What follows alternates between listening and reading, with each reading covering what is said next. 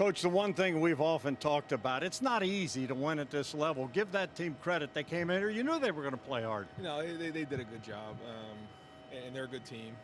But it was a lot of great lessons to be learned here. When you look at the stat sheet and you see 600 yards offense and under 200 on the other side, and then you look at the score, you're like, okay, that doesn't look right. So what happened? Well, 2 turnovers and not scoring touchdowns in a red zone. So a lot of really valuable lessons that we have to learn from and can't let happen again. As you look at this football team, 3 games in, now a bye week, does it come at a good time in your mind? I don't know.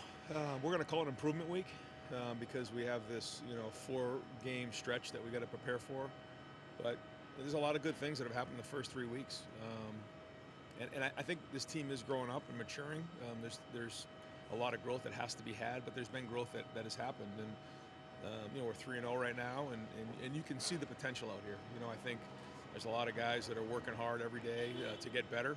And it was good to get the win tonight, even though it wasn't as pretty as we would like to have been. Real quick, Julian saying 3 games in, I'm sure his head was spinning coming into this, but I've been impressed with his poise. And as you said, he doesn't make the same mistake twice. No, he had some good balls. He threw down the field. You can see the explosiveness of our offense,